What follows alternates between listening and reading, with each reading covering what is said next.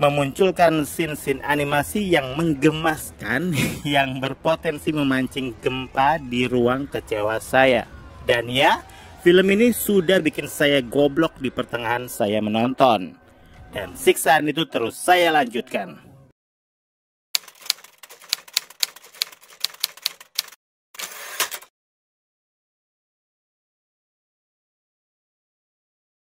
Kamu nggak perlu takut. Kamu cuma perlu bersiap-siap. Salam sinema, sahabat sinemalogi. Gereja Setan adalah film drama horor yang disutradarai Daniel Tito Pakpahan.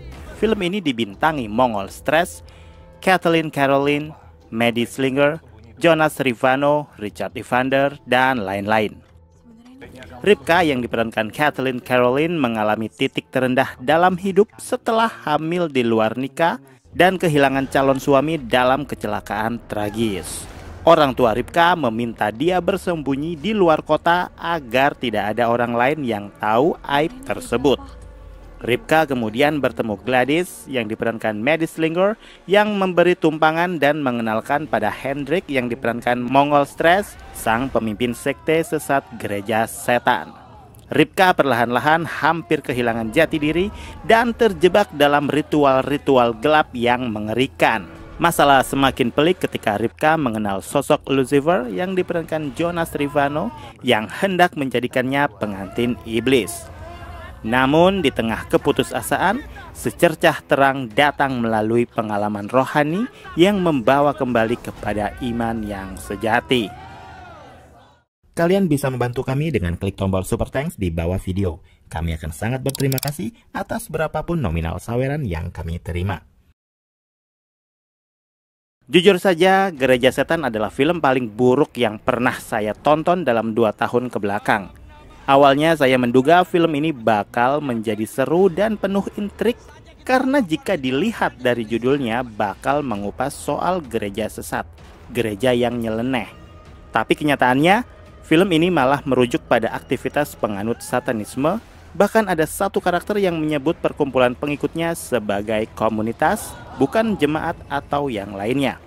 Dan seingat saya, doa-doa yang dipanjatkan juga diadopsi dari Bible, katanya, yang sudah dimodifikasi sedemikian rupa sehingga kata Lucifer atau setan lebih sering disebut ketimbang atas nama Yesus. Di film ini juga tidak digambarkan dengan detail seperti apa itu gereja setan, walau yang diceritakan di film notabene adalah kisah pengikut satanisme.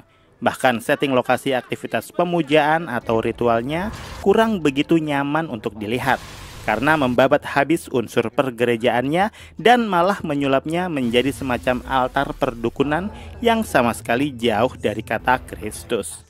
Film Gereja Setan nampaknya hanya mencomot sebagian kecil dari sharing pengalaman Mongol Stress yang katanya pernah memiliki pengalaman yang tidak menyenangkan saat dia tergabung dalam komunitas satanisme. Film ini sebenarnya diuntungkan dengan pilihan judul yang sangat menjanjikan, sangat menjual. Orang pasti akan kebayang bahwa akan muncul horor spiritual yang segar dari agama Kristen yang jarang dibawakan di film Indonesia. Tapi alangkah kagetnya begitu filmnya ditonton 10 menitan di awal, reaksi saya cuman, ini film dakwah berkedok horor atau kayak mana? Saya tidak bisa merasakan perasaan yang biasanya saya rasakan saat menonton film di bioskop. Memunculkan scene-scene animasi yang menggemaskan yang berpotensi memancing gempa di ruang kecewa saya. Dan ya, film ini sudah bikin saya goblok di pertengahan saya menonton. Dan siksaan itu terus saya lanjutkan. Di awal film terasa sekali drama persinetronannya, termasuk bumbu-bumbu khotbah semacam, ya ini film tentang Kristen loh. Baiklah.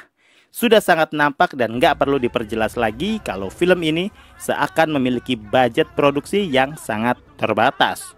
Bahkan untuk mengorbankan divisi lain pun kayak sudah nggak mampu sehingga segalanya diakali dan sebisanya disiasati. Yang penting film kelar dan cuan siap berdatangan. Gitulah kiranya. Dari semua keabsurdan yang disuguhkan, yang paling agak beneran dikit ya sosok Lucifer yang mendingan dari yang nggak mending. Dari sinematografi, tata suara, CGI, acting, dan segalanya, film ini tidak memiliki bobot lebih. Mau dibilang film horror action pun juga terasa berlebihan. karena malah ada selipan scene berkumandangnya lagu rohani padahal ceritanya lagi fighting. Udah gitu muncul angin badai yang kenceng yang mampu menerbangkan orang-orang berat hingga berjatuhan dan gak berdaya, hanya karena tokoh protagonisnya mampu membacakan isi ayat-ayat dari kitab yang difungsikan sebagai penakluk iblis. Ada pula selipan-selipan scene yang benar-benar Kristen banget.